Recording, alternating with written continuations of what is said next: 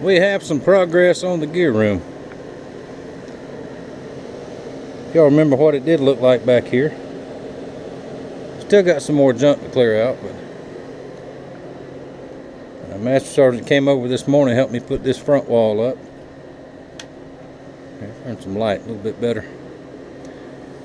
That's an old storm door that was at one time on the house. It's been around here for a long time, and I think it'll work just perfect. Of course, I have to put a lock on it. I still have to go get a couple more pieces for the back wall.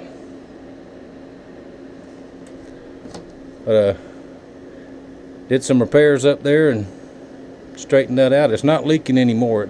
That's where it used to leak. It was getting in pretty bad shape, so there we go. So far, a couple more days and we'll get it all ready. Now we've got another project going on. We're going to walk in the shop and I'll show you.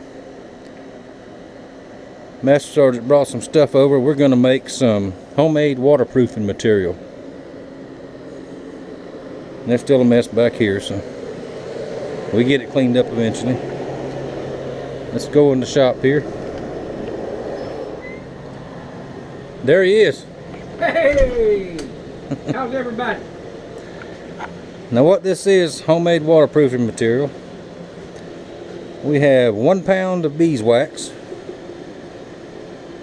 We're going to mix that, well, it's in a double boiler type thing here so we can get it melted. Now this beeswax is over in Kentucky, over where Master Sergeant lives. There's a place over there you can get it. I don't know if they're an online place or not, but we can find out. Oh, they are? Yep. Okay. I'll try to... Bunderick Bee Farms. Bunderick Bee Farms. Yeah. I'll look it up and see if I can find a link for y'all. If just in case you can't get beeswax where you are. But now what was the recipe? 8 ounces of... 16 ounces of beeswax, melted down. Then you take 8 ounces of boiled linseed oil and mix that, and mix it in there until it's mixed well. Then you take 8 ounces of turpentine and you mix that in there until it's mixed well. And then you pour it off into this here can, and it doesn't harden, it turns to a paste. The linseed oil and the turpentine mix together and keep it soft. And then all you do is you take a rag like you're going to shine your shoes, and you get some of it on there and wipe it on whatever you're going to waterproof. And once you get it coated good, take a hair dryer and just hit the hair dryer with it, and it soaks that beeswax and all that material into the whatever you're waterproofing, and you can pour water on it, it'll run right off.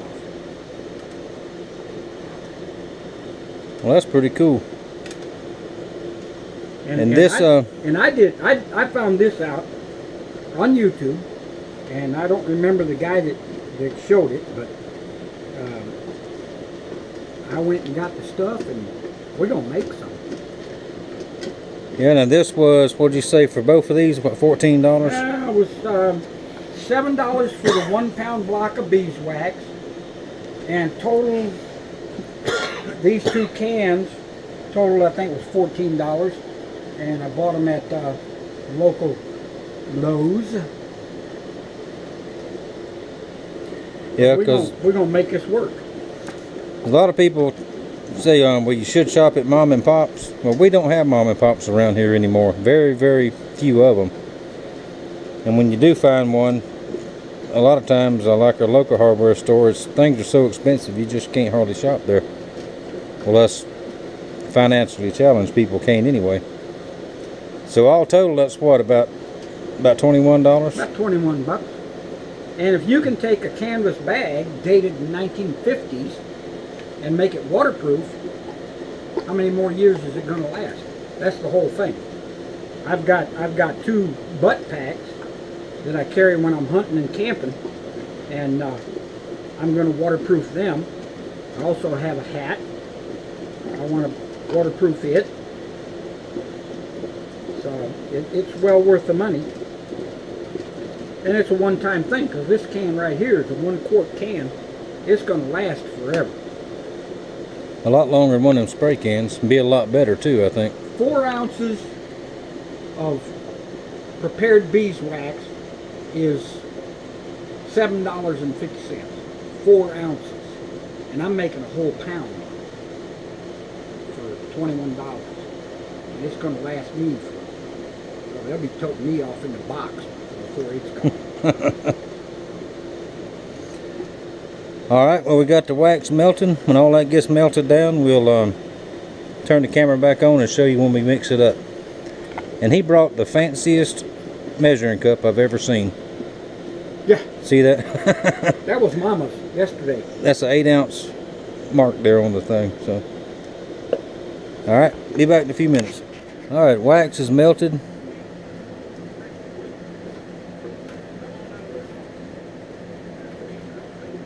Making sure, stirring it up real good. Yeah, we're gonna put it right there.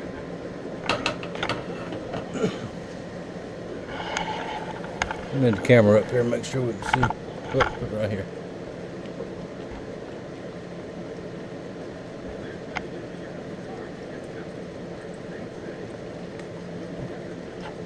And I will, I'll put a materials list on there too, here at the bottom in the box. So it's 8 ounces of boiled linseed oil.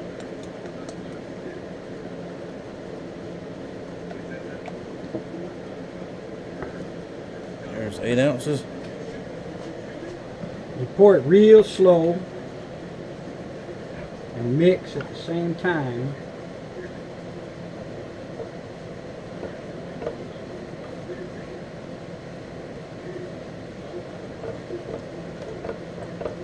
And we're doing this inside because in Florida, I know it's fall, but it is about, what, 93 out there? 93 outside right now. Heat index is probably up 98, 99. Yeah, somewhere in the hundreds probably. Pretty humid, so. Our fall don't actually start till about the end of October. It'll start really cooling off good.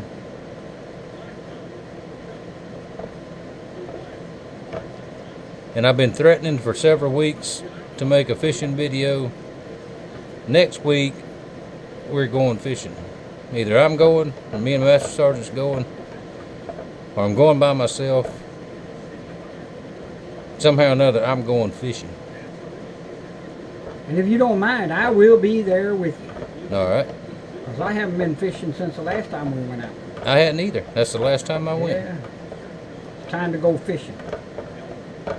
Okay, now. Right, that was the linseed oil. 8 ounces of turpentine.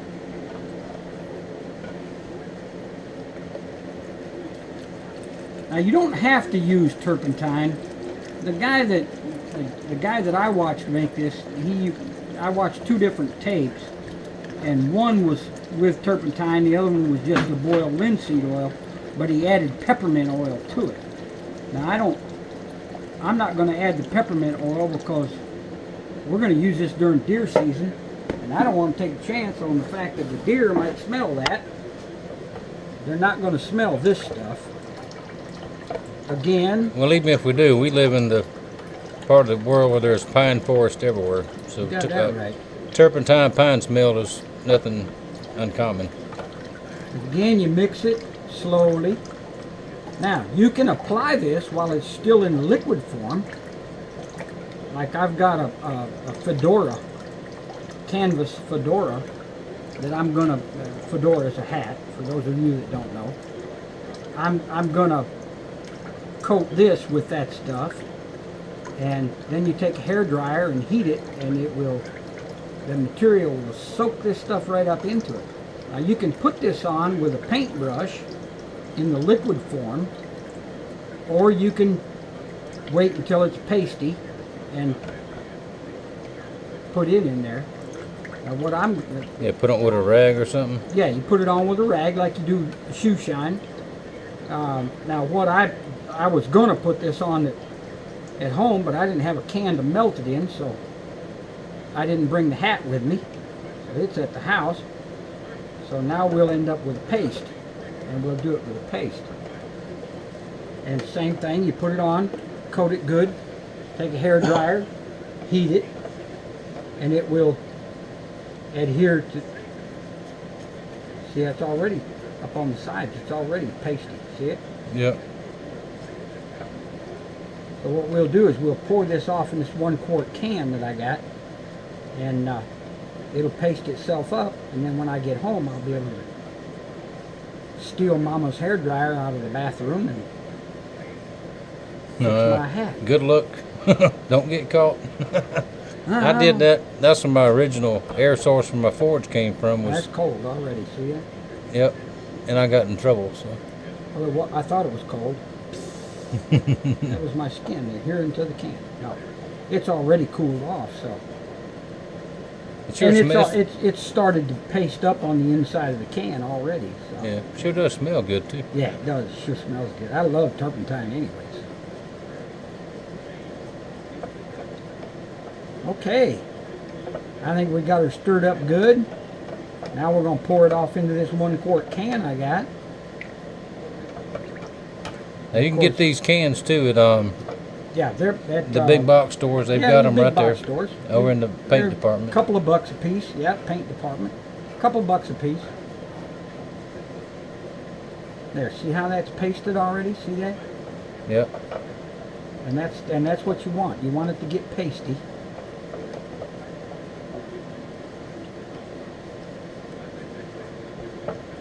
Okay, I think we got that. Now, we'll take this, stick it in there, and lay it down somewhere. There we go. Now we'll pour this off into this can.